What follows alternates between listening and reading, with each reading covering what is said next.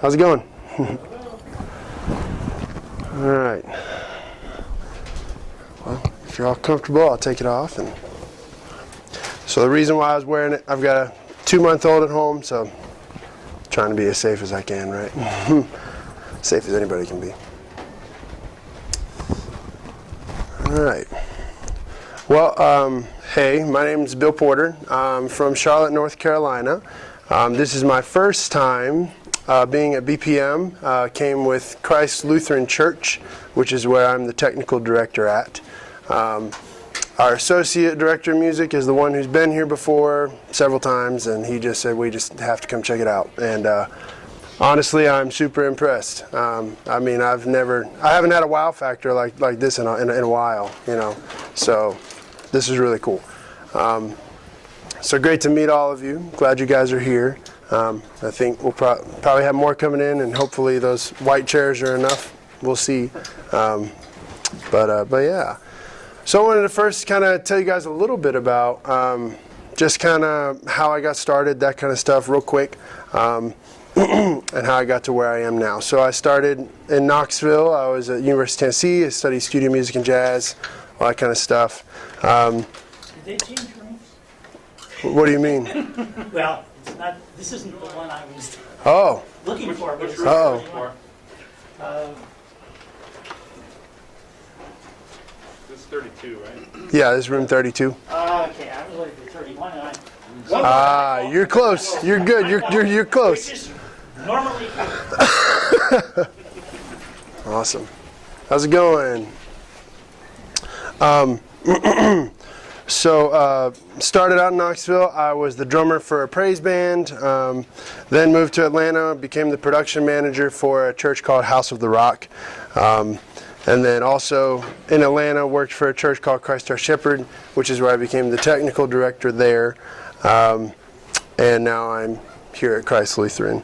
I've kind of worked my way up into this. And whatnot, you know, I've always loved sound. I haven't been doing it forever, but I have been playing the music forever, which has been really fun. But something that I've learned over the time that I've been doing it is that somebody gave me a shot because they thought I was the right person. They didn't give me a shot because I had the right skills. They gave me the shot because I was the right person. And that's something that I've learned a lot in church, is that, you know, you can hire somebody who's, the best, but they might not be committed. They might not be passionate.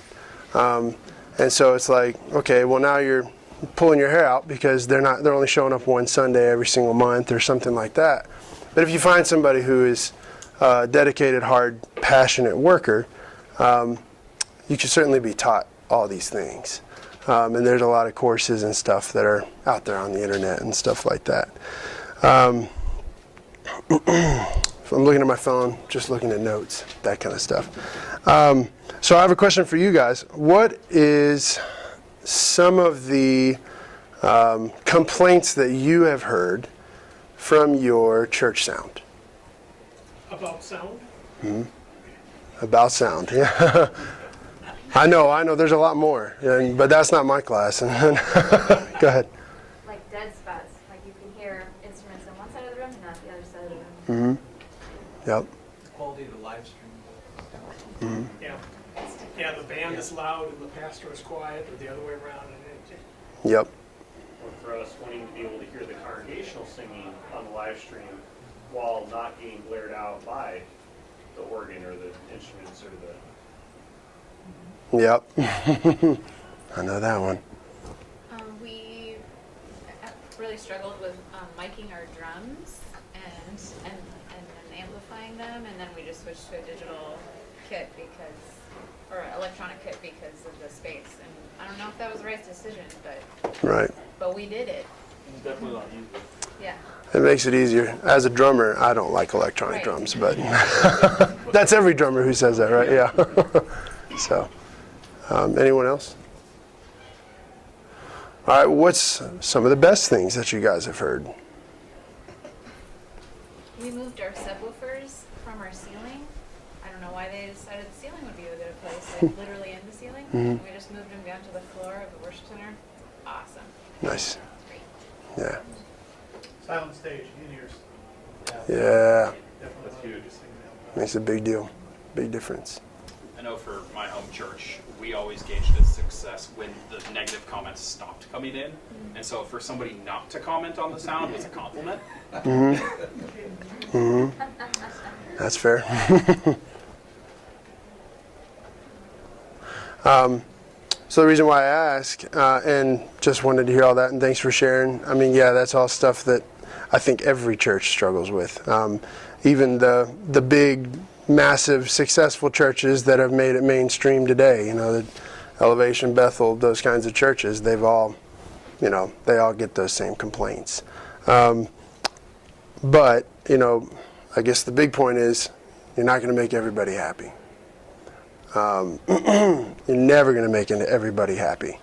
And so, you know, you drive yourself crazy. You start taking in all these kinds of comments and concerns and complaints and stuff like that, and you start tweaking just because of those. I mean, you're never going to have a final product that you're proud of, and that's not good. You know, so you know, that's another just good point that I wanted to make, is that you're just never going to make everyone happy.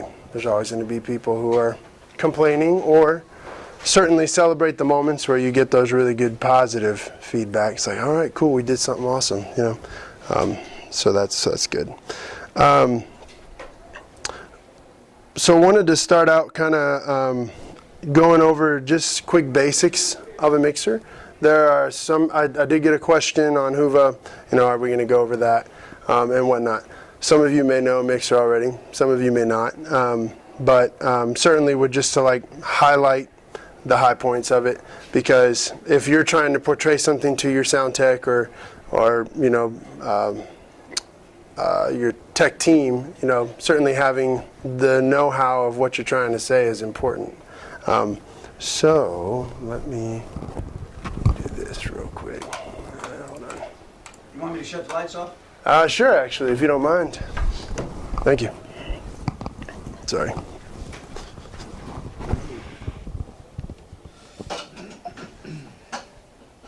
Come on.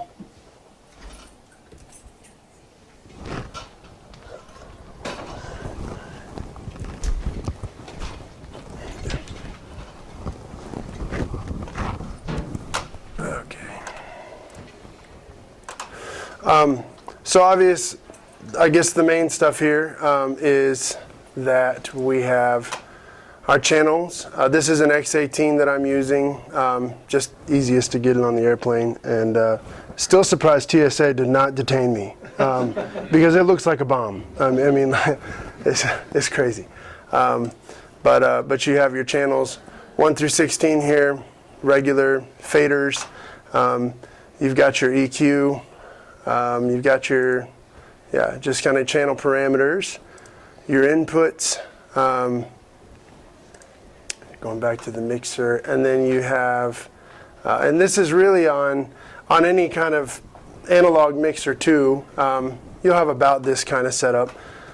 Again, sorry, limited with X18, but hang on a second.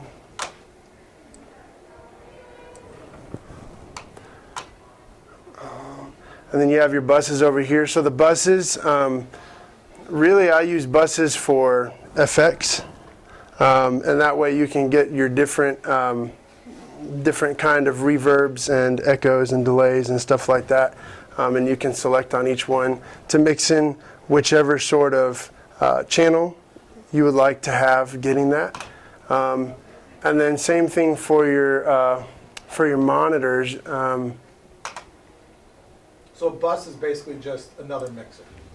A bus is another mixer, but it's basically just taking, it's putting an effect on whatever channel you're wanting to have that effect on. And then for an aux send or an aux input, it's your, that's all your monitor mixes. So that's just basically another mixer.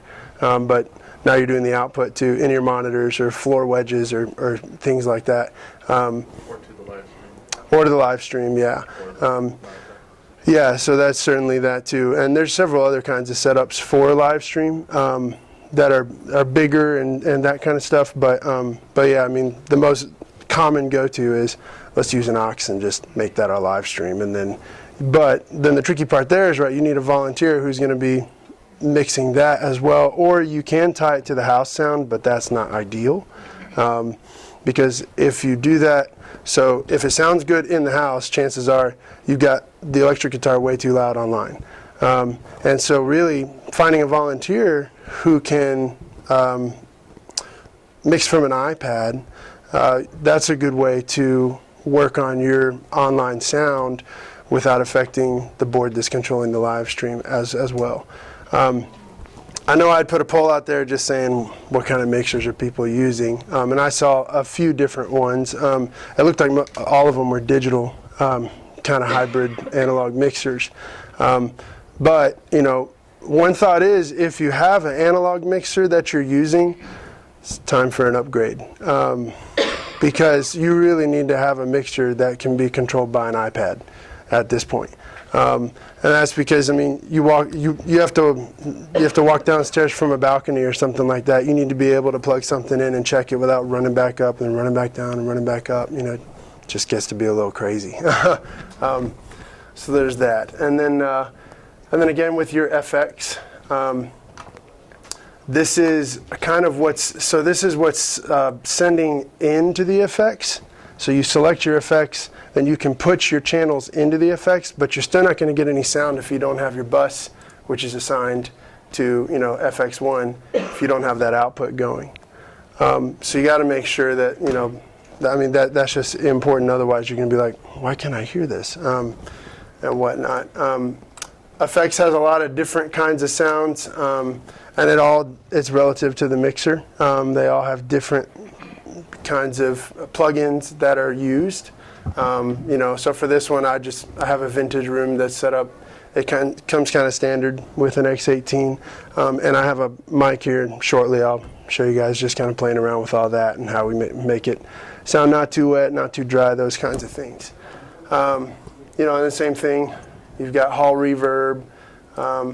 You've got modulation delay, and FX dimensional chorus, and you can come up here and you can actually change a lot of these, so there's so many to choose from, and that's on your mixers too. If you guys have a digital hybrid kind of mixer, you know, you guys can go in and you can choose what you want, and that's really a lot of it too. You know, how you want your online sound to sound, that's also relative, because everybody has a different feel. Everybody wants something different. They want to sound a different and certain way. So there is no perfect way. And if you've ever heard anybody say, well, you know, you need to do this or you need to do this, okay, they're saying that because it works for them where they are, but it may not work for you where you are because of the space that you have. You know, you brought subs down from the ceiling. You had to do that because it sounded maybe too muddy or too boomy or stuff like that, or maybe not enough or that kind of stuff, you know. But every single room, every single sanctuary is all different. So it's a lot of trial and error, and a lot of playing around with it. I mean, the best thing that I can say for learning more is to just get in there for a day, another day, and just keep on coming back and trying these things out. Just try playing with it. Try on a Monday. Certainly you want to store and save your scene that you have for Sunday. That way if you completely mess everything up, you can still come back and you still have church on Sunday, those kinds of things. But also, you know, that's for anybody who has tech directors. You know, certainly empower them, give them the space to be able to come in and kind of be creative. And they can create their own scenes. Scenes, just so you guys know that, well, on most mixers, the X18 is a little bit different, but on most mixers you actually have a spot where it says scene, and then you can select that and you can change between 1, 2, 3, 4, 5, 6, 7, 8, whatever scene you've stored. You know, so that's something that'd be good too, for your sound tech to just kind of get in there, make their own scene, start moving stuff around wherever they want it, and just start figuring out how to get some good sounds, and that kind of stuff. Let's see. You have your regular mains, you have your panning here, and then this is your main fader here. One thing I'll say about the main fader as well, and sorry, I know I'm talking a lot. I'm gonna do some more of the fun stuff here shortly, but I figured, let's get some of the the boring stuff out of the way. I've seen even my IT director at our church, if it's too loud, he comes and brings down the main, and I just want to slap his hands. I'm like, stop that. And you really want to keep your mains around 0. Because that gives you the fullest sound, the fullest power that you're getting from everything that's coming to that to be output into your system. So if something's too loud, you want to run straight over to that fader and bring that fader down over here instead of here. Never want to do that. Always want to do that, and that kind of stuff. And then you can just kind of start pinpointing the problems with your EQ and your gain structure and all that and whatnot. But that's just the quick little bit there. Certainly we'll have questions here after. So I'd like to just keep on moving forward. You can turn on the lights, actually, if you don't mind. Somebody, if you don't mind, turn on the lights there. I'll stand back up. Oh, I'm sore. I hiked Camelback Mountain this morning. What a bad idea. Like, oh my gosh, my knees hurt so bad. But it was awesome. If you haven't done it, it's amazing. Like, it's one of the most amazing views from the top. So, highly recommend it. And I'm never doing it again for the rest of my life. Cool. So next, I'll dive into just kind of what happens when you do/don't actively mix. Just kind of some of the things that could happen and whatnot. And then, like I said, we'll get some questions afterwards. We'll pick up the mic, try some stuff out, play some music, and all that. So one of the first things that I just kind of made a good list that I've learned. First is expect the unexpected, always be ready, and Murphy's Law is very real. If it's going to go wrong, it's gonna. And so one of the things that can happen when you don't actively mix is that you're going to have your singers unbalanced. And again, I'm going to read through all these, and then certainly if you guys have things that I haven't brought up, please, chime in and stuff like that. But your singers will be unbalanced. So what that means is if you have a choir, then you really want to set them up where they are panned to a certain side so that they get out of the way of the soloists. And that's just a choir. That's if you have anybody having individual microphones. If they're not the person singing the solo or the lead, get them out of the way so that solo comes through nice and strong. And then, I just said the next point there. Good.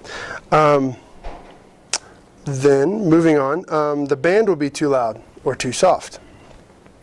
So the electric guitar, keyboard, violin, etc. may have a solo. During that solo, you will want to turn them up.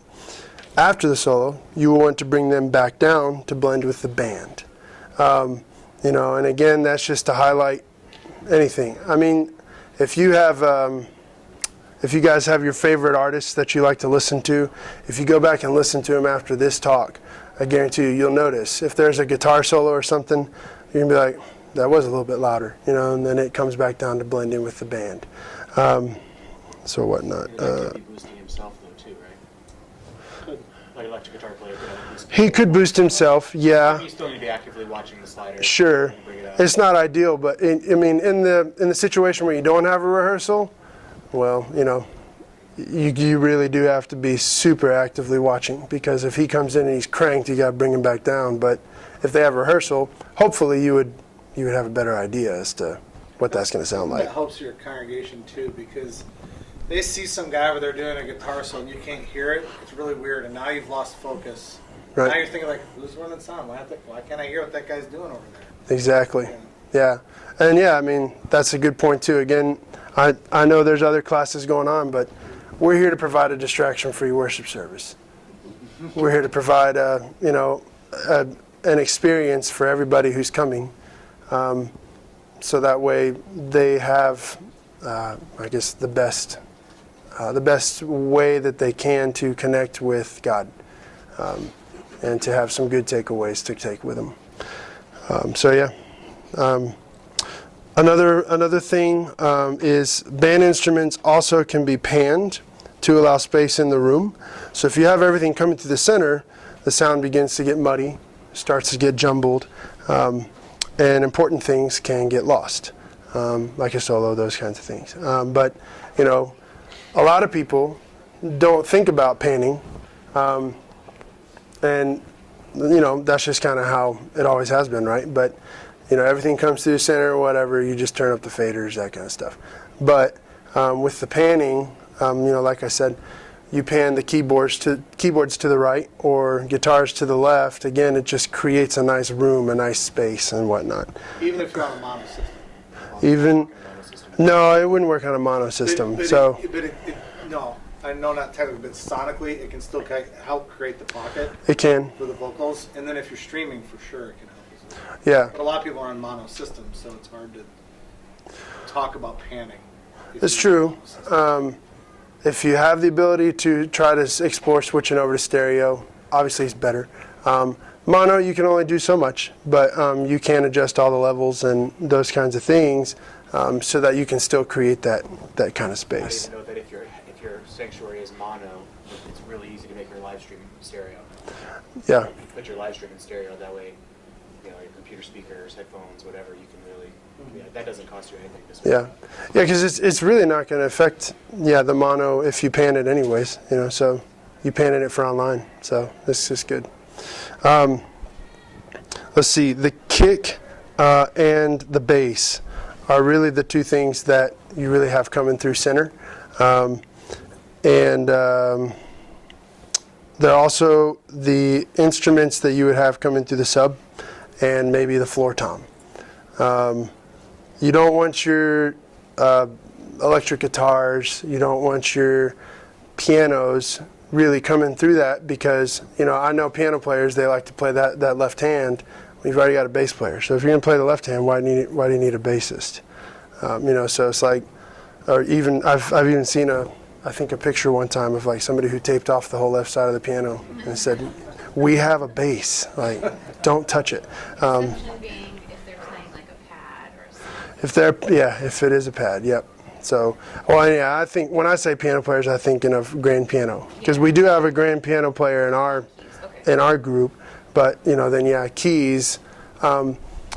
I still don't know that I would put them through the sub because they hold that pad for too long, and if the bass hits a wrong note or they hit a wrong note, then there you go. This sounds awful. That kind of stuff. And then lastly, like a Roland SPD. I don't know if you guys have heard of those, but you put that through the sub as well. That's like a little octapad where you can get cool drum sound effects or whatever to just kind of enhance your music. But I like to pan instruments as they're laid out on the stage for others to see, so that way they're hearing what they see. That's if you have stereo. But online, still, if you have a camera who's panning left and right and stuff, well, they're hearing, oh, there's the piano player. It's like, I'm right there, kind of hearing them, that kind of stuff. But again, that makes it so you have a lot more color in it and whatnot. Do you do it different for like stereo instruments, like guitars with delays that are stereo, or I know that stereo, drum kind of stereo, opposed to like, I get what you're saying by position, Yeah. but also like, hey, like, a lot of guitars now are stereo. Right. Typically with those, I mean, it's more so you're just panning left and right to left and right. And I mean that's all I do if they have stereo. I haven't had too many guitarists with me that play stereo, okay. But the piano, yes, we go far left, far right, or I mean you can still also pan them to the left and a little bit to the left too.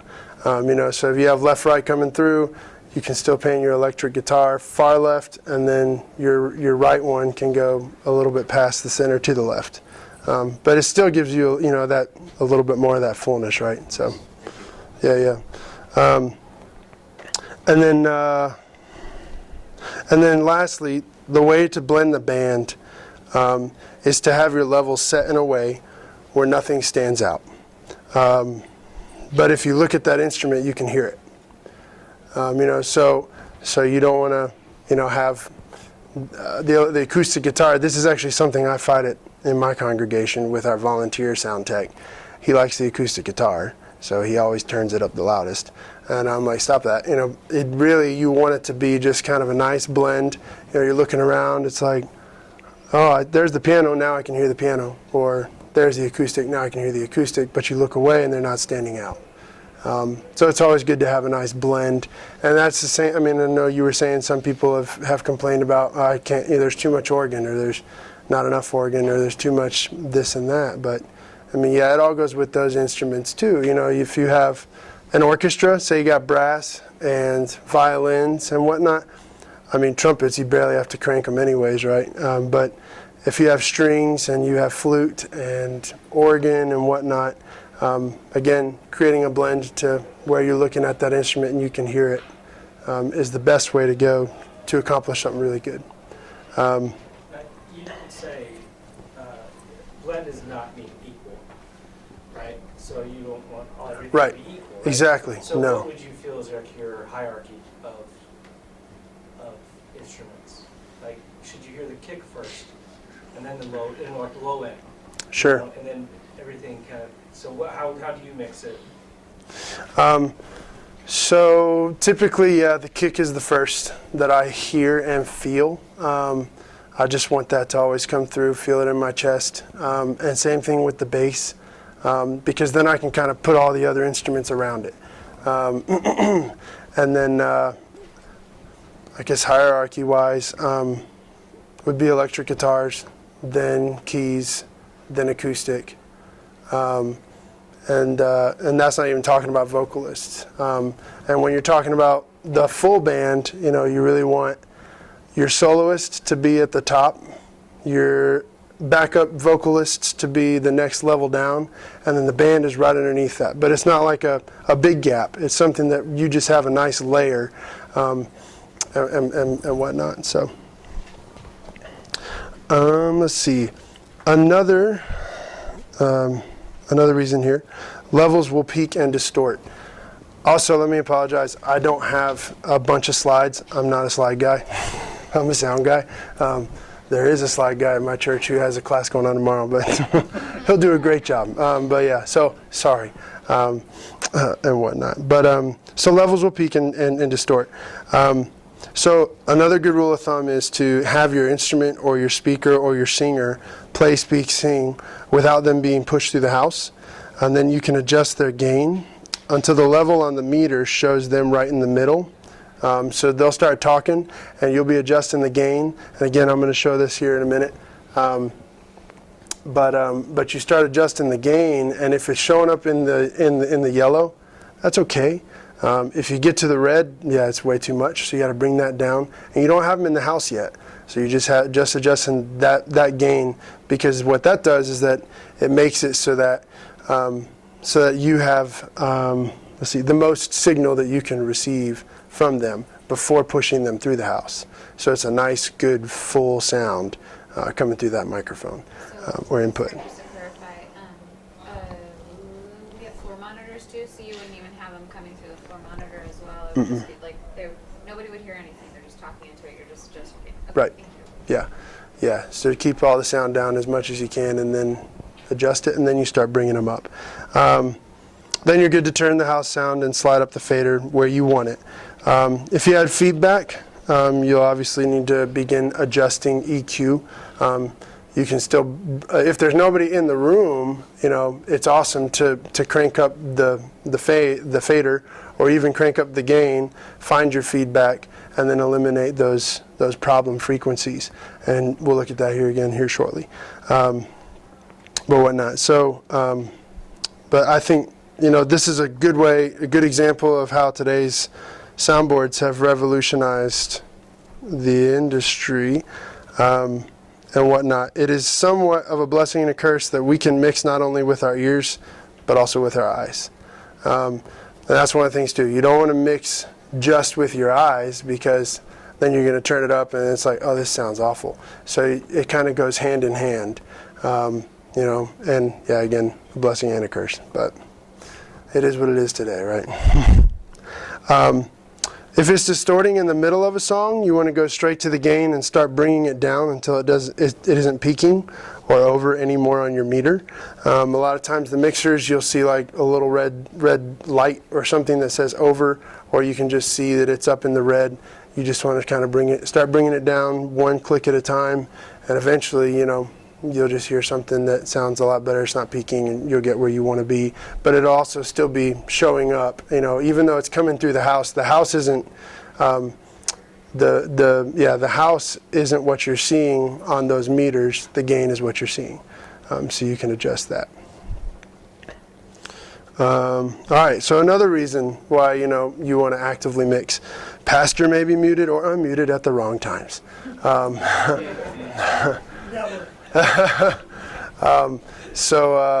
So we have a fun story for us at Christ Lutheran. Well, first off, we've had a couple instances where the sound tech has unmuted the pastor in the bathroom, and you hear him using the restroom. But my favorite story is one Christmas Eve. I guess the maintenance director, he came running in during the service and pulled the pastor aside out of the service, and they had stepped outside of the sanctuary, and the sound tech forgot to mute the pastor, and forgive the language, I'm just going to say what he said. What they heard in the sanctuary was, "Shit, pastor, there's water everywhere." And so it was raining super hard, and the water was just pouring through this hole in the ceiling, and it was outside of the sanctuary. But that was pretty awesome. Yeah, that'll make you want to come back for the next Christmas Eve. So this goes hand in hand with the next point that I have. But more importantly, you have to know when the pastor is about to speak, you want to always be watching. Don't fall asleep. Know your program. How many times have you seen or have you been the one who they're looking at, or those kinds of things where the pastor looks up at the sound tech who's like, "Come on, where are you?" And then it's that awkward silence. It's dead space. It's like, man, this stinks. So yeah, and then. You ever have the pastor unmute themselves, or do you always? Not anymore, because there's just too much room for error. But that's the thing. You really gotta be on your sound tech to just be like, you just gotta be watching me. This isn't a thing where you can just, okay, they're fine, I'm gonna start watching TikTok or YouTube or whatever. Like their phones need to be in their pockets, and they need to be standing. They don't need to be sitting while they're mixing sound. Some people may be able to sit. I know some people can't stand all the time, because you do have volunteers who have back problems, hip problems, those kinds of things. But you really, if you can, have them stand, because chances are, if they're sitting, they're going to fall asleep. They're going to miss something. They're going to get tired. They're going to be looking at their phone. But yeah, and then the big thing there too is you got to know your service. If you don't know your service, then you don't have a service. You have, it just falls apart. So it's important for them to also just be paying good attention to know every single bit of what that service is going to be, and for them to know beforehand. There's a lot of things that we can eliminate as surprises by just having a 5-minute long meeting right before the service starts to tell them, okay, so I'm going to stand up here, and this is when I'm going to talk, and then after this, so-and-so is singing this solo, so you want to make sure they're unmuted. And same thing, that's to help your camera person out too, so that way they know where that camera needs to be pointed and whatnot. So there's that. And as I said, it goes hand in hand. You get lost in the program service and you miss any unexpected cues. I've had that as well, where the pastor wasn't supposed to do something, but he decides to come up and do it anyways, and you just have to be like right on it. And one other thing to all of that, a lot of sound techs, they don't really see themselves as an integral part to the service. They're just there to fill a spot, but they're very much a part of the band. They're very much a part of the entire service. I mean, they are the band, and they are running everything. And so being able to make sure that they understand, no, you're not just filling a spot. You are a super important part here. It'll also have them start caring more. They'll start having more passion. They'll start wanting to be there instead of just, I'm here because my mom told me to, or I'm getting paid, or whatever. They're in charge. Yeah. Because they consider pastor off the 10 to 1. Well, that's true, yeah. I've heard them say that too, yeah. To the pastor. That was good. Let's see. You have all the heads ties. So another reason why it's important to be actively mixing, the song doesn't match the volume level of the service. So you need to be constantly creating a wave. And typically, you should start out high, and you write it down to be more subdued in the middle, and finish strong and at the top again.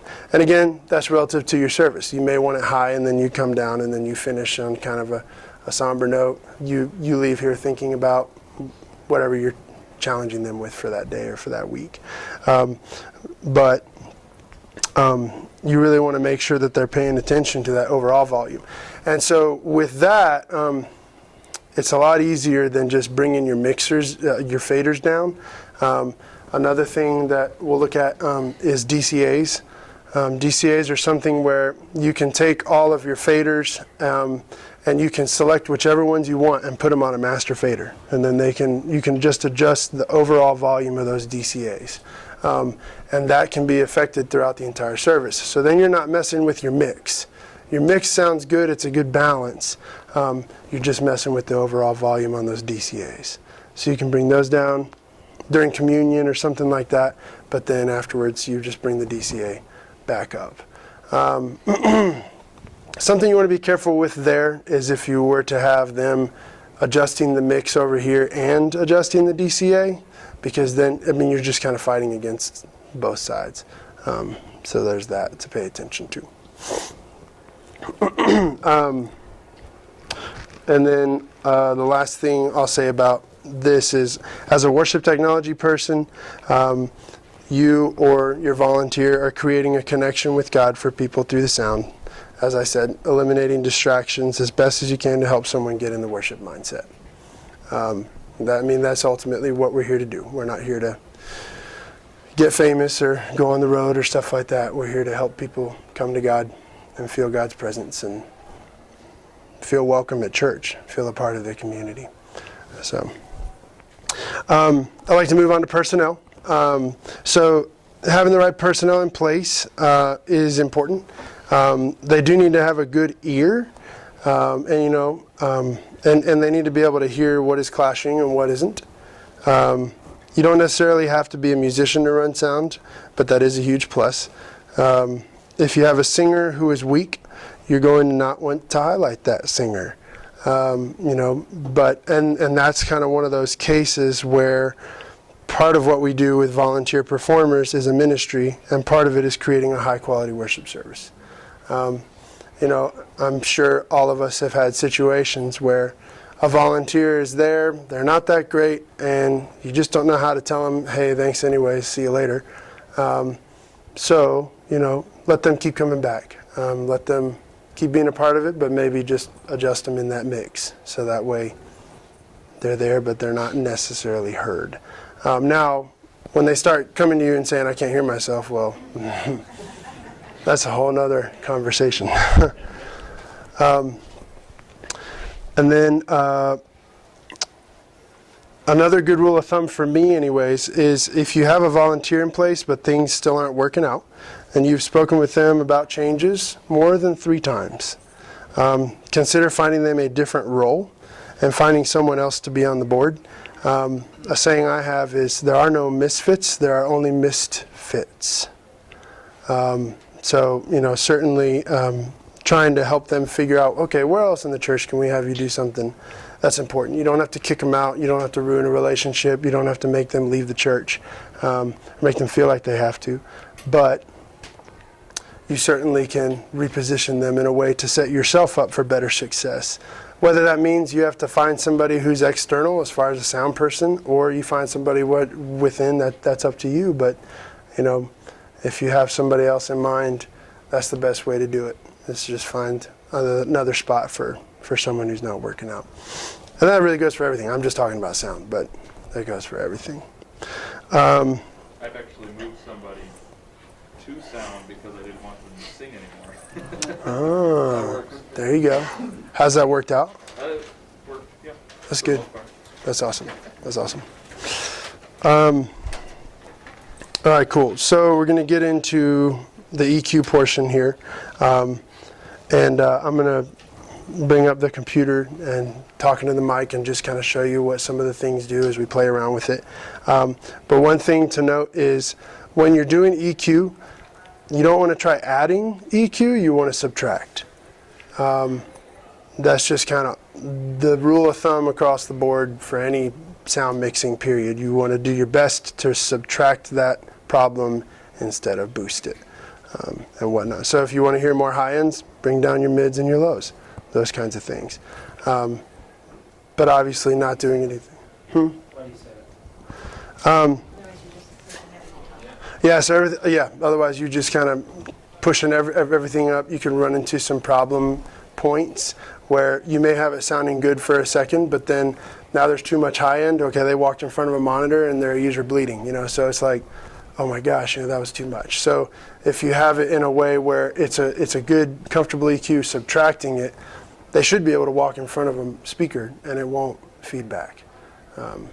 So it's just a good kind of thought there, good point. Let me get the computer woke back up here. Figures, I gotta go over here and type it in.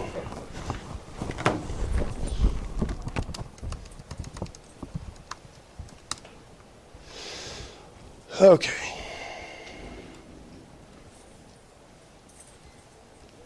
Thank you.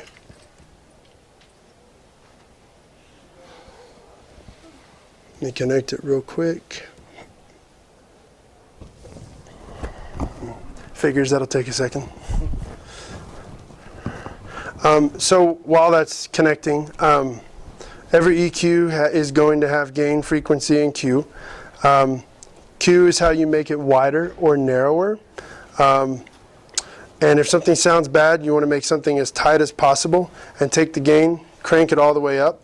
And then at that point, you can just start sweeping through the frequencies until you find that one tone that's super obnoxious. So, so it's like you have something where they're talking, it's like, keep on coming back.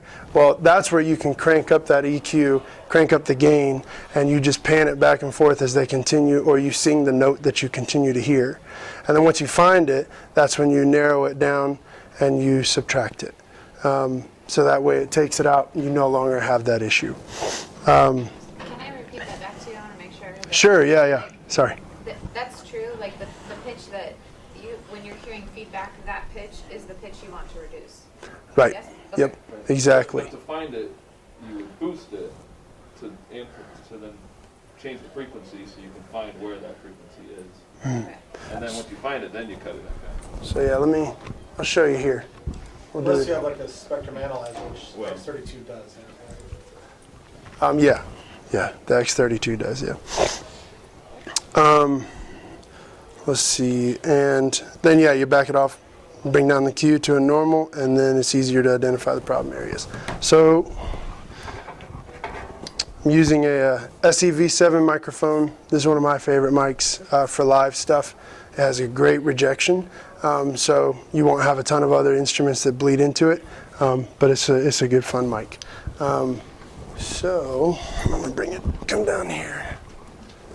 Test 1, 2. Oh, yep, there you go.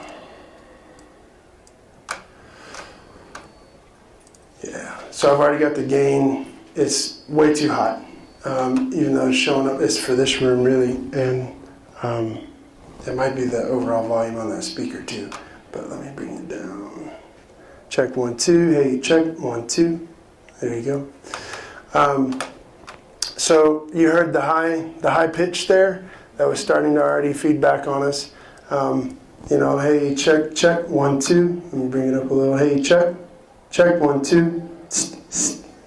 Oh, well, now it went away after bring the gain down. But, so we'll start with the high mid. So if you go here, come on. Hey, check 1 2. Hey, check 1 2. Check 1 2. Those kinds of things, and then but you just get that where you want it, and then you bring it down. You can subtract it a little bit to get a nice sound. And usually what I like to do, this is actually the 2K mark. 2K gives you some really good clarity from any sort of S's and stuff like that without hurting someone's ears. It's really kind of in the 2K, I guess 1500 range there. But that's kind of my favorite one to just kind of live in there. And then same thing, let's see, low mids. So going back up here, yep. So if you start hearing that, that's your low mids. A lot of people will go straight to the high mids and they'll just start kind of messing with that, but it's not the high mids. And that's a big thing too, is just knowing what frequencies sound like what when they start to feed back. So again, you'd just be finding that, and then you would bring it down. And then this one won't allow me to make it narrower with the mouse, but what I would do then is I would just squeeze it with that Q, make the EQ a whole lot narrower. And you can do that with, there's usually knobs on the mixer. Again, this doesn't let me do it unless I go in here and put in exactly what I want it to be. And sorry, it's over there. So there's that. Let's see, then you got your lows, usually, hey, check 1 2, hey, check 1 2, check 1 2. For vocals, you can usually, you usually don't have to do much, unless you have somebody that has a really awesome deep voice. And you can, just kind of slide that wherever you want it and bring it up a little bit. We say subtract, but if you bring it up a little, it still enhances, which is nice. And then you got your highs here. So check 1 2, check 1 2, hey, check 1 2. So that's where it starts to get piercing, it starts to hurt. So really for vocals, you don't need your EQ over here in this area. You really just need it kind of right towards the end to give you a little bit more sparkle. Once you get the mids and everything where you want them. And you don't have to bring it up too much as well. So there's that. And then we can move on to compression. And that still doesn't sound great. Check 1 2, hey, check 1 2, check 1 2. Okay. Let me mute the effects. So then, we go to the comp. So with the comp, what you want normally is your ratio. Really the best go-to ratio is 4 to 1. And then your knee. Your knee is all about how hard you hear something getting over a certain frequency. So if you put your knee up at 5, it's going to be a much softer kind of compression. If you put it down to 1, it's going to be a little bit harder. So if we put it at 0, it sounds a little bit harder, but at 5 it just sounds, I don't know if you guys hear that difference or not. But yeah, it just gets a little softer. So that's a little harder, a little softer. And then there's your ratio at 4.0, your mix, and then your gain. That just brings up the gain of the compression, and then it pushes it out a whole lot more powerful. And that's, again, something that you just kind of play with. That's something that you do for yourself in your space, how you want it to be. There is no perfect compression. There's no perfect EQ. There's definitely ideas that I'm showing you, but the things that we're talking about are things that you can just do to play around with until you get it to how you like how it sounds. And this will obviously affect your room and online. Yeah. Can you explain that last part just one more time, the gain on the compression, if you bring it up? What did you say about that? So you have your compression here. Yeah. The gain just brings up that overall compression, and it brings up the level on your. Once it's been compressed, you just raise the volume up. Yeah. Yeah. Right. Yeah, because the compression's lowering it. Right. So. Yeah. Right. Thank So you. there's, yeah, you bet. And then gating. Gating, you typically wouldn't use a gate unless you have a microphone that's in front of a drum or in front of something that's loud that you don't want to hear all the time. The problem with gating isn't my favorite because you just, once you get up to here, let's see if it'll do it. Hey.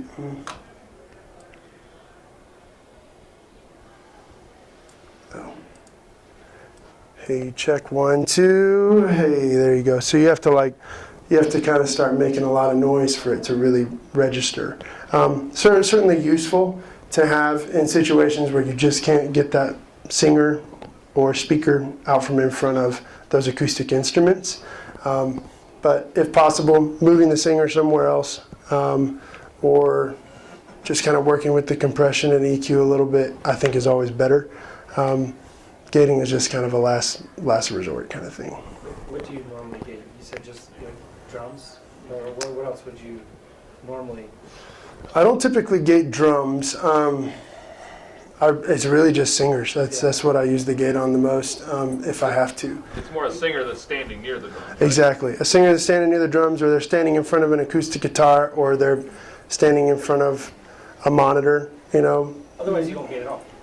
Right. Is that what you're saying? I wouldn't do it. I typically don't. I think it depends on what you want to do. Like if you have a buzzing instrument, we'll throw a gate on there if you can't fix the buzz. So there's that, yep.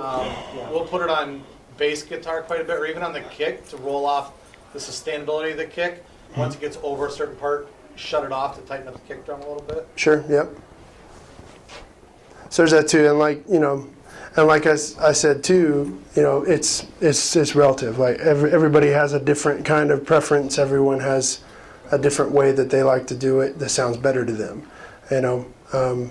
So it's the same reason why we listen to different albums and they all sound different. Everyone has a different ear and a different preference. But yeah, certainly something to play around with, and those are great points too. So We have a lectern with a mic built in that people like scripture readers, and they'll go up there and tap on it sometimes, and so having the gate can kind of get rid of some of those little hands on the podium noises.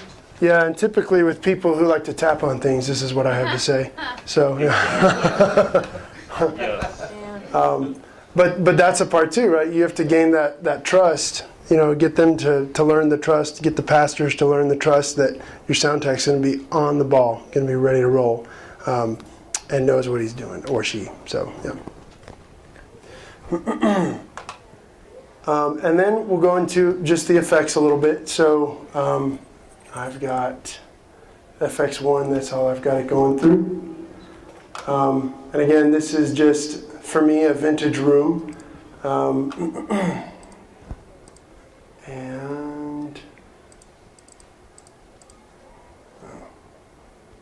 I guess that one's set. It won't let me adjust any of the delay or whatever. But what I can do is I can go down here to FX1, and this is how much I want that to go in to what I'm sending out. That's too wet, and then that's too dry. And so the reason why you do effects like a reverb is if you have a singer who's not always on point, but also who just to kind of enhance a little bit. It doesn't sound super dry. It sounds a little bit more polished, those kinds of things. So you always want to adjust what you have coming in first, to get it where you want that wetness to be. And then you can go to the mains and you can decide just how much you want to hear that or how little.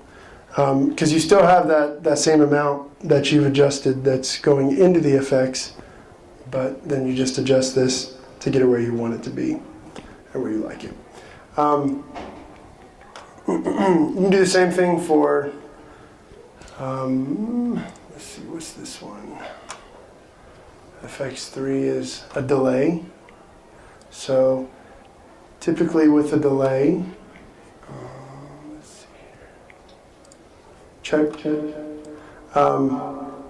If you have a stereo delay, and I know some people working with mono, but if you have a stereo delay, it also helps with singing. It helps with people who can be a little bit off key, but also adds just a little bit of fullness to their voice. And you don't have to do much.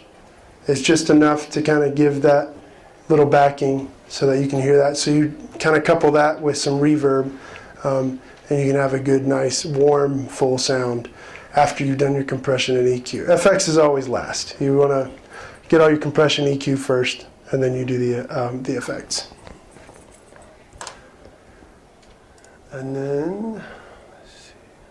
The chorus, it's another one, not one that I use heavily. I've seen it used, but it's not a favorite. It just gives you that full sound, which you can accomplish with delay as well. And then with delay, it doesn't have to be stereo or mono, but you can set up those songs where if you know the song, and that's another good point that I like to make, the sound tech should know all the songs. They should know them very well. So they should be a part of your emails that you send out every week if you send out emails to your worship team, so that they can also be listening to the songs and get to know them. So they may hear something in the recording where they have a delay coming in. Let me just tap this and bring it down.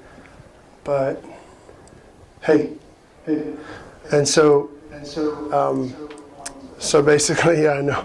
So, but you can use those in those moments where there is a space in the song.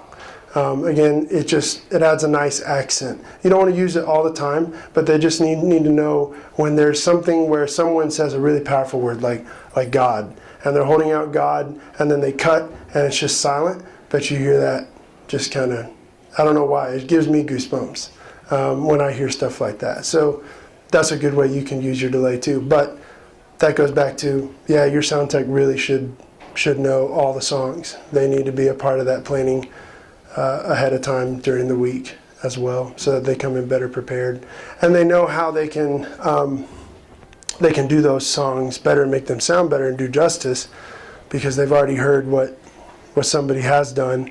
It doesn't have to be perfect or exactly like that, but it's just like you hear a piece from Beethoven. Everyone plays it how Beethoven wrote it. Beethoven already took the time to write it out, come up with it and stuff like that, so now you're a performer.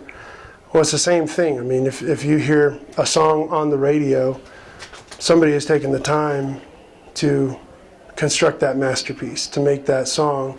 And so you want to do that song justice. Certainly you can add your own flair and those kinds of things with a different way you might play the guitar or piano, or how you do any kind of runs with the vocals, but to at least have a good template, a good set of parameters, is important for your sound tech. So,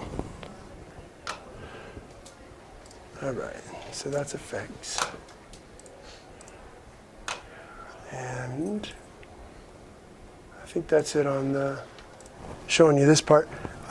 What we can do is I'm going to play a song, and we can also, I'm going to just kind of mess around with that as well. I thought I'd have a better speaker, so bear with me. That's not a great. It's great for me. All right, cool. Awesome. All right. Oh gosh, I'm telling you, don't do Camelback. Oh my gosh, that's awful. Okay. All right.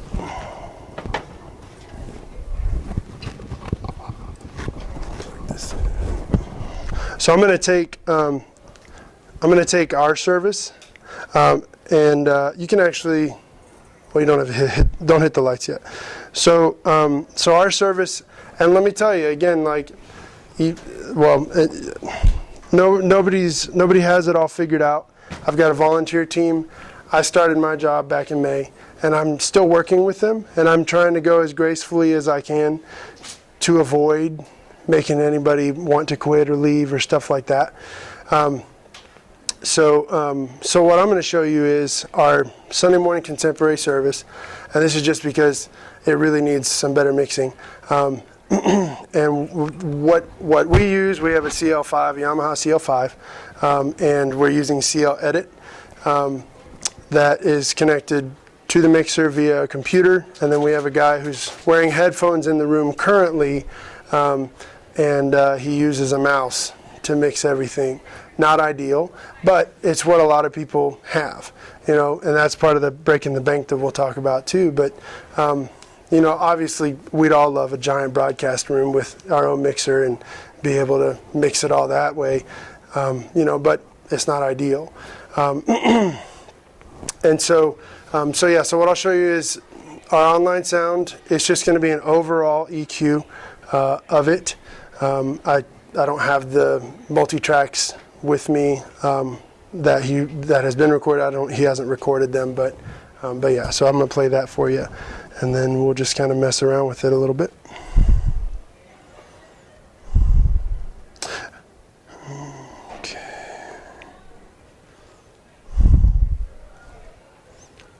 Are there any questions while I'm looking this up? So there's no dead space? Have you ever done much with trying to pick up congregational singing, lights and other things? I have, yeah. So that's a great question. So we have 2 ambient microphones that we use. And right now they're set up one on each side of the sanctuary at the front. Our congregation doesn't sing very much. They just like to watch. But I have seen some other setups where they kind of have the shotgun microphones that are kind of one on each side of the altar and pointed directly out. Obviously, you don't want to put those through the house. They'll start to feed back. But certainly something you can bring up, and it's just about playing with the placement of that. I mean, how do you do it where, especially for a live stream situation, where you get the congregation, but you don't get bleed over from the organ or the instrument, or that overpowers the congregational? Yeah, I don't, because I don't have the money to buy the mics that I would do the best job at that. They should be placed in front of the speakers, right? Mm-hmm. They should be behind the speakers? Yeah, so they should be behind the speakers to alleviate all of that, and then away from floor wedges pointed up. As far as getting rid of all of the bleed, yeah, that's near impossible. They do have certain kinds of microphones that still don't get rid of all the bleed, but they certainly do a much better job. I don't have them. I actually don't know the exact name of those, but that's something that, that's why we have Google, right? But, being able to place them, behind the speakers, maybe up alongside the band, and then, again, you can turn up the gain if you hear the congregation singing or speaking and you get the gain kind of where you want it, then you can bring it up on your online once you get to that point, because you're getting a good feed from the congregation and whatnot. Typically, in my situation, since the congregation doesn't sing as much, they just like to sit there and watch. We turn them on for applause and stuff like that, or when they're doing the call and responses and whatnot, which then there's no band, so there's that. And certainly that's something you could start working with first, is try them out with the call and responses, see how you feel about them, and then get comfortable with them, and then go from there. If you've got a group that's wanting to sing, but that's something too where you don't want to push them up too much. You want to have that just kind of a nice layer where you can just barely hear them. And you know, if you have a lot of people who like to sing, you're going to hear them better. If you have a little bit of people, sure, you may hear a little bit, but you know, again, just getting that to a good, comfortable level. You mentioned already, like going through monoscent or Augustin or something like that. Do you have a problem then using those to also try to blend the other aspects of it? I mean, in terms of like the pastor or the organ or whatever.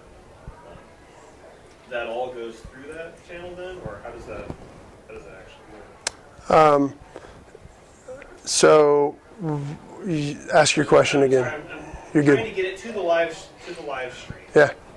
Trying to get that congregation, you know, the response, the organ, whatever.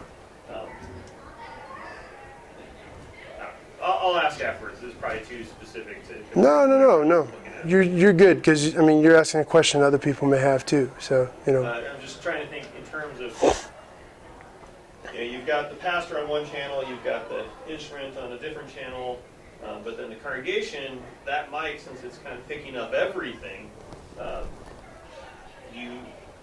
can you have it just that mic just picks up everything and you just send that to the live stream, or do you balance that mic with the instrumentation of the pastor or whatever before you then send to the live stream? You would balance it.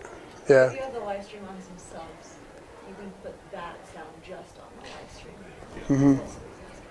Yeah. Instead of the main. Yeah. So you would definitely want to balance it. Yeah. Definitely. All right. Cool. Let me.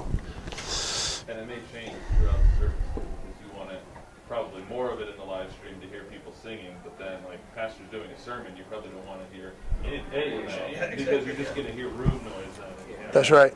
That's right. To mix it again. That's right. Yeah. Right. Yeah. And then you run into, okay, now your pastor's angry and he's going to tell you his thoughts or her thoughts. You know.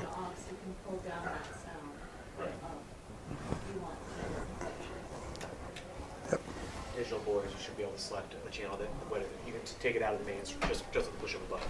Yeah. Yep. It's nice. Those kind of mics are nice too for people with in-ears because you feel like you're isolated from the rest of the room sometimes, especially if you're not. When you first switch to in-ears, it's weird to not be able to hear the room with people singing. Yep. And so putting that microphone into your ear a little bit so you can hear the congregation. Yeah, it'll keep them from wanting to pull those headphones out of their ears. You know, it's like, oh, now I can hear it better. Yeah. So yeah, Really helpful for that. super helpful. I think one of the biggest things is the mic selection that you're using. You want omnidirectional, or it is going to, you need something pointed straight at those people. Yeah, something like a shotgun microphone. Yeah. Mic is the- Sennheiser makes some good ones. that Yeah. eliminates the surrounding noise. Well, a lot of it anyway. And a condenser. Yeah. Yeah. A good condenser. Yeah, and Sennheiser makes some good ones there. That's kind of my favorites for using those, but yeah, definitely. All right, let me play just one here and then we'll move on.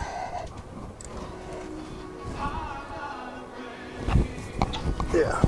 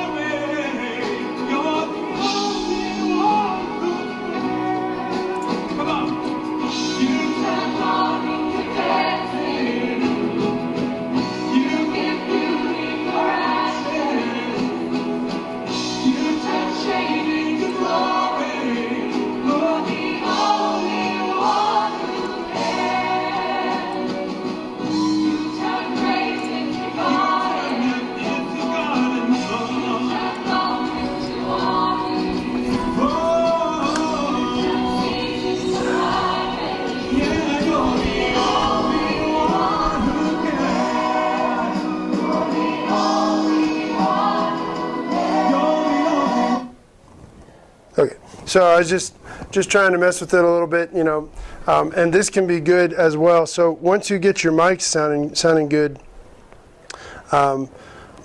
as far as in the room and online goes, and you still have an issue with your online sound, first off, Facebook compresses everything. So don't expect Facebook to ever sound amazing.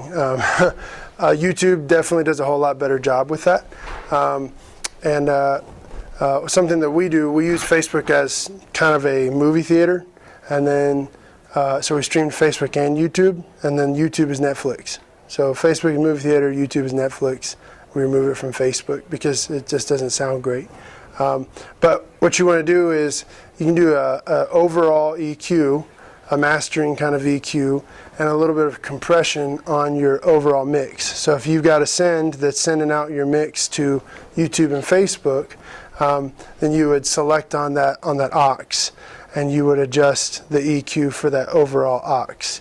So that way you can get it to be where you have your lows a little bit up, you have your your low mids, your high mids, and your highs. So that way you kind of get rid of the muddiness. You have a little bit more clarity, and you can feel that punch. You can get the kind of that chest. Would that be messing up your, like when you're just the spoken word stuff though, or are you constantly changing it? I'd say, you know, constantly be mixing it. I mean, obviously you can EQ each channel separately for the live stream. That'd be ideal. But Right. Yeah, that'd certainly be ideal. So Dante, you could do that. I mean, it might mess it up a little bit. I don't know that you'll notice it as much because people will hear the spoken word and they're not going to think, oh, that sounds horrible, but they're going to hear the music and they'll be like, that sounds awful, you know. Right. So you definitely want to just try to do some overall EQ on what you're sending out to your live streaming platforms. And whatnot. And then, you know, same thing with compression. You can certainly do a little bit of compression. You can still make that hard knee, soft knee, 4-to-1 ratio, those kinds of things, to just give it a little bit more of a softness, you know, instead of a hard in your face sort of thing, and whatnot. So that's kind of that. Are there more questions? I'd love to hear more questions, if you guys have any. Yeah. What's the size of your congregation? We can fit 1,200 in the sanctuary. Pre-COVID, we had about 500 per service, but post-COVID, we're still in COVID, right? So now we're down to about 175 and whatnot. But the sanctuary that we have, it's an 8-year-old sanctuary.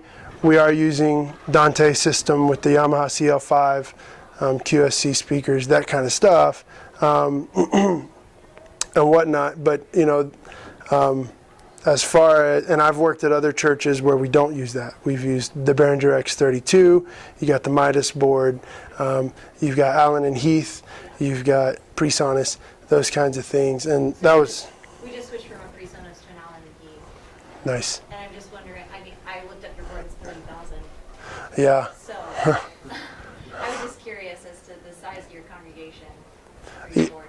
Yeah, so yeah, right now just around... I mean, I have to use pay for 30,000. No, I know. Well... the SB6. Yeah. Nice. What church are you at? Sorry. I'm sorry? Where are you? Christ Lutheran Church in Charlotte, North Carolina. Cool. Yeah. I mean, but I've been at churches where they haven't had that. You know, we've had a much smaller budget, those kinds of things. So I guess that's kind of what I'm asking, and this is fantastic. I'm like Sure. loving everything I'm learning. Sure. What would you suggest for like the medium and small, right? To take some of this and apply it to their congregations. Like if they can't do that, what do you suggest for things that are comparable in technique? Yeah. So again, digital mixing consoles is always the plus. You want to be able to have that and control it with an iPad. Behringer X32 is good. They're really hard to come by now. They're just not making as many because of that's all happened during COVID. But Midas is the board that is almost like the Behringer X32. And then the Allen and Heath is a great board. And all these boards are around between $2,000 to $3,500. So it's not horrible, especially if you were able to find a donor or something like that. Getting a board a board like that will definitely change night and day for you. If you have an old analog board, those kinds of things, you're limited, so much. Typically you just have your lows, low mids, high mids, and highs, and you can just turn them up and down or whatever. You can't really make them narrower, that kind of stuff on some of those boards. Yeah, so There's really nothing that he showed today that you can't do on a $3,000 digital board. exactly. What you get by moving up is Right. more faders, maybe some better effects, but all this stuff should be in all. Yeah, and that was the idea. I was like, you can do this for less than $5,000. This I think the big thing, especially with any digital board, and if you're looking at your online mix, is being able to take a bus, take an iPad, go in a separate room with some headphones, Yes. and mix in a separate room. Because Yep. you have to get away from the house sound that you're gonna hear. Yep. I mean, you can go up to Dante and other stuff like that, but Yep. I mean, initially, that's what digital boards really give you the freedom to do too. Yep. For an online mix. So all that, yes. Yeah. So, I understand that, right? Because we have old analog, and so with the digital, would I then be able to EQ and mix the live stream completely separate? Not without Dante. If you're mixing on an aux, it's still tied to it. Correct? It is still tied to So it. right now we're just going through the aux. Yeah. But you still you can definitely do yourself favors manipulating, just like he's talking about. You step out of the room with the iPad and you have on headphones. Oh my gosh! Yeah, it's still tied to the board. But yeah, with the Dante network or with so the Dante network is something where you can have the same signal, but you're going to two separate spots, or really as many separate spots as you want. But then you can EQ that as if it's a full in-house live sound, and you're not affecting anything that's going on in there. But for this, certainly having a digital analog board, being able to do that with the iPad and just step out. You can still, you can't EQ your microphones, but you can EQ your overall sends, and you can adjust your volumes, and you can adjust the amount of reverb or echo or effects that you have. You can't really manipulate how much of the effects are going into the bus, because then you're adjusting the house too. But you can do it where you can just adjust your overall, how wet you want it and whatnot. And that's where you talk with your sound tech that's in the room. Hey, this is what I'm looking for. I want it to be a little bit wetter, those kinds of things. And then the sound tech for in the room and the person who's mixing online, they just kind of start working together on that. And if you're able to find 2 volunteers to run sound, that'll help out a lot. If you can't, worst case scenario, you can do what's called routing. So you can go into routing and you can set your aux send to actually be picking up the left-right main instead of the aux send. And so what that means is, do I have routing showing up here? Figures, I don't. But you'll see it on your board. It says routing, and that's just where you see every single channel that's on the back of your mixer. It tells you what they're all for, or what they're all reading, or what they're all picking up. But you do have the ability to say, aux 6, you're not going to be aux 6 anymore. You're going to be left-right mains, and you turn off that aux 6. That's worst case scenario, so that way when you adjust in the house, it's also adjusting online at the same time, but you really don't want to do that. The thing on the personas, is that called Matrix? Can you put it into a Matrix? No, Matrix is like a room. Okay. Yeah. Sorry. Yeah, no. Yeah. So, kind of a question for you, and maybe everyone else in the room can answer it. We talk about like your in-house mix opposed to your online mix and how they're different. I mean, obviously being able to mix them differently is very important. What would you say would be some major differences you'd want to get? Obviously, like acoustic instruments are going to come out differently in the house than they would in an online mix. The room mics. For some reason, I always think like vocals are on top of your mix in the house, but maybe online they need to sit more in the pocket, not on top. And then like obviously like your drums and acoustic instruments need to be more in-house. Yeah. What else would be stuff that you need to pay more attention to, or that different? You want to pay attention to, that is something where people will notice the difference between the speaker and the pastor. The pastor's levels are so much different in the room than they are online. So you're going to want to make sure, I mean, you want to have something where if you're online, you don't have a noticeable difference between the band and the pastor as far as level goes. You know, like, oh man, that song was awesome, and all of a sudden the pastor's talking like the girl from Pitch Perfect who just barely whispers. If you haven't seen Pitch Perfect, she talks like this, really, really quiet. You know, so you want to make sure that you turn that up, so that way you just have a nice, good consistency with the levels. But that's kind of the big thing there, is that when you're online, you want that consistency. You want everything to be the same level. You're still creating waves, you know, but it's different. You know, you have a song that's more powerful. You can certainly boost it a little bit more. You get to communion. You're going to want to bring the band down underneath whoever is speaking, those kinds of things, and then back up at the end or so forth. A little bit of that with using compression on that aux. I don't do auxes anymore, but when I used to, you put overall compression over your whole aux going out.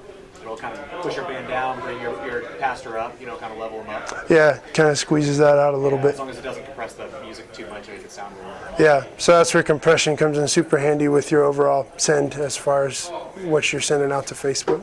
I tend to mix a lot more wet in the broadcast because you have no room acoustics. Oh yeah, absolutely. Mm-hmm. Yeah, that's actually a great point too, is that when you're mixing, I mean, you really don't want to try to do too much of the room mic. If you have a room mic for picking up the congregation or whatnot, to your point, what you were asking too, is because you really want to have enough headroom with the effects so that you can get the wetness, you can get the echo, you can get the delay, you can have a really good overall professional quality sound. And if you start bringing in the room mic, well, now you're fighting yourself because you have the ambience from the room that is also creating echo or creating a little bit of verb or wetness, and it just kind of starts to clash a little bit. So, you know, definitely keeping the room down and then being able to manipulate your channels a little bit better online is super important. So it's been mentioned about stepping outside and listening to an iPad. I mean, I can control the board through my iPad, but what are you guys talking about? So so for the live stream, so there's like a 10-second delay. No, have a whatever the signal is coming off the board in another room with some speakers up top. Oh, okay, that's what Or in the long headphone Will extension you, cable. will you turn on the light too, actually? Would you turn on the light too, please? Thanks.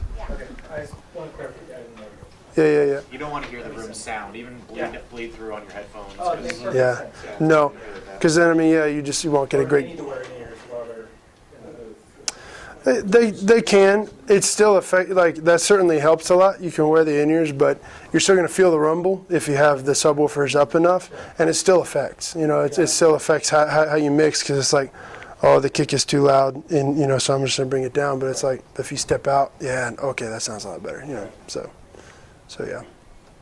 I was just gonna ask, sorry, if you have you had conversations about tempering expectations about live stream mixing sound?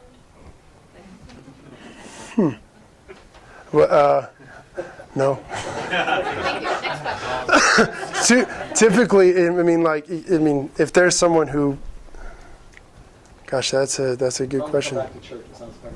There you go. Well, that's kind of what There you we go. said. But it's the same thing. I mean, so I got my first complaint a month ago. Somebody, and they were very passive aggressive. They wrote it and put it in the offering plate. I'm like, oh, cool, thanks. They wrote it on the back of the envelope, and it said, I clocked in sound at 85 decibels. First off, 85 is not loud. Oh, no. That is okay. But she's like, I clocked in 85 decibels on my phone. I'm like, okay, and you're using a phone. Cool. While certainly there's room for gleaning what you can from certain complaints and stuff, I drop them in the trash. Wouldn't because you have loved to reply and said, hey, that sounds great. I got room to bring it up. yes, a little bit." yeah, or hey, how about you come be a volunteer? That'd be great. I'd love to treat you, train you, teach you. Listen, that's what I was going for. Yeah, yes, Yeah, thank you. but as far as tempering expectations, no. I mean, you can't make everyone happy. You were about to ask something. What would you recommend for, I mean, we're a pretty small congregation, for $1,000 Yeah. soundboard to replace a soundboard that is literally analog to the point of half of the inputs are dead from static shock. Sure. So Literally anything we do is better than what we have. for that, Probably only 6 channels is all we really need. this is a great mixer. This is what looks like a bomb, and still surprised I didn't get a cavity search. But X18, Behringer X18, it really is. I think it's $1,200. I think is the right price around there. Yeah, so Behringer X18, it's only ran by an iPad, but you can connect 2 iPads to it, that sort of thing. You can still accomplish, an online sound and a room sound with it. But it is a pretty powerful little mixer, but this is the smallest one I know like this. I don't know if you guys know of any that are smaller. Every company has their made. Sure, yeah. But yeah, Behringer doesn't break the bank. It does a really good job. 6 channels, that's easy to work with this. Reverb, to see if there's any decent Mhm. ones. Yeah. Yeah, Reverb works. eBay might have one too. People. I mean, these are like a lot of people have these, and then they decide, okay, we're going to upgrade. So then they throw it on eBay, and boom. So you can do that. You can do Craigslist. You can do Google. You can do Reverb. Reverb's great. And whatnot. But yeah, this is definitely the best one I know of as far as the price. We literally got a $1,000 donation to improve our sound specific to our live stream because of our 80 and 90-year-old complaints. Oh, yeah. Yeah. That is cool. They're like, Yeah. we really can't hear you, Pastor. Can you improve this? Here's $1,000. Yeah, so this one is great. Any other questions? I know it's what, 2:30? This is 18 channels. You got 16 as far as like mic cable and direct instrument cable ends, and then you've got 2 line ends for 17 and 18. But that's just the mixer, right? You still have to go through your amp and stuff, right? Yeah, you still have to go through your amp. Yeah, do you have an amp and stuff like that? Cool. Yeah. I've got business cards. If you guys would like one, I'll hand them out to you guys. If you have any other questions, I'm happy to answer any questions at all. I'm happy to be helpful. I'm happy to help you do any research, those kinds of things, if you guys have projects and whatnot. But it's been a pleasure being able to be here and talk with y'all.